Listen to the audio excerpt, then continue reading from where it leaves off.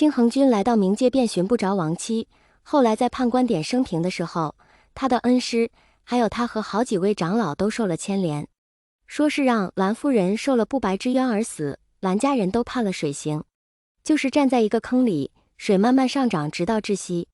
他们虽然都是亡灵，但是在受刑之时都是如活人一般的感官，一天3次的体验水淹窒息而亡的感觉。看到蓝启仁和蓝曦臣的时候，蓝家长老等人都快绝望了，还以为他们也死了。后来在得知两人只是来冥界参观的时候，众长老连连叮嘱两人回去一定要彻查当年之事，还蓝夫人清白。蓝家人作为2位小殿下的血亲家族，鬼力明显放水了，特意又带他们去最深处的刑狱见了金光善。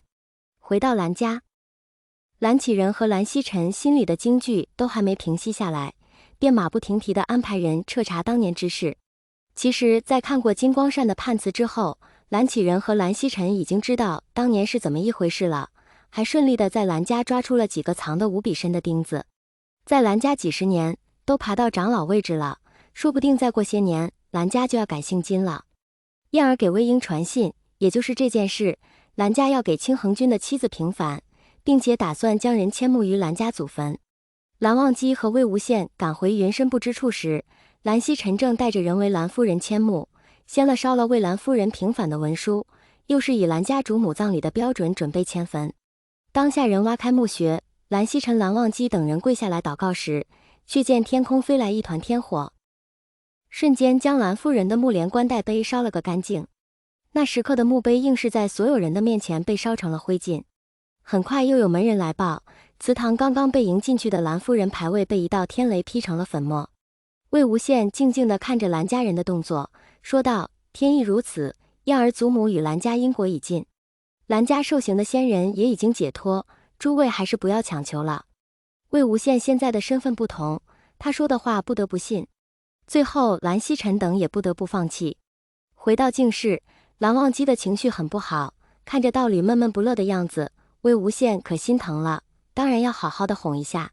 蓝湛，你听你哥说了吧，在冥界没有找到你娘的魂魄，如今你娘的尸身牌位等所有的痕迹都消失了，你就没有怀疑过也许她还在是吗？蓝忘机惊讶地带起头，看向魏婴，想起他的身份，也许他真的知道母亲的下落呢。魏婴，你是不是知道阿娘在何处？我知道，我也能带你见到你阿娘，但是蓝湛，你娘和蓝家的因果已尽，如果你要和你娘再见，那和蓝家的一些因果就要断了。脑子一转，蓝忘机就想到了，阿娘在北荒，身份不一般。对，你要知道，燕儿从小受宠，她可是有阿那疼的。阿那，祖母。蓝忘机闻言激动地站起来。魏婴，好了好了，不要激动，我正打算要回北荒呢，你要不要去和你兄长谈谈？晚上亥时过后，还是迎来了蓝忘机。蓝曦臣挺惊讶的，这个时候忘机不是应该守着他的道理吗？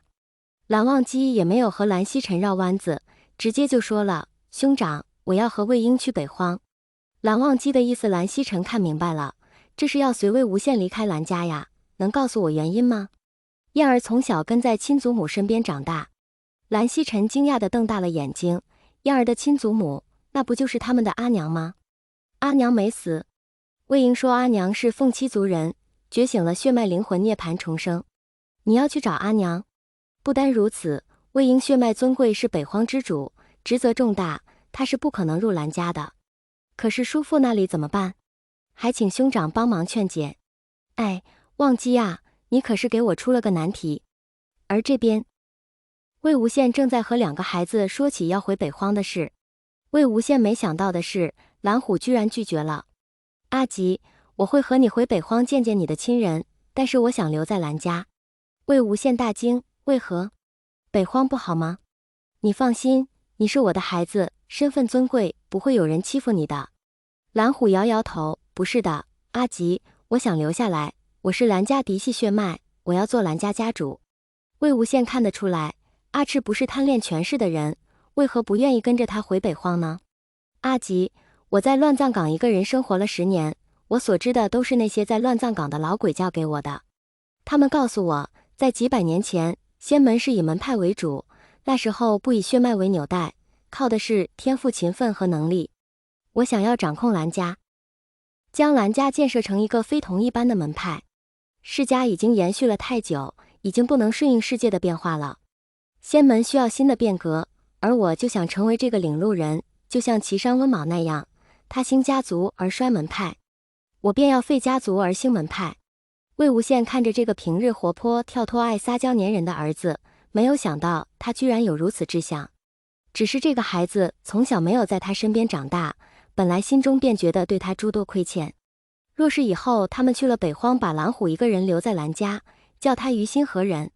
蓝曦臣和蓝忘机谈到很晚，在蓝忘机离开之前，蓝曦臣给了蓝忘机一个小匣子，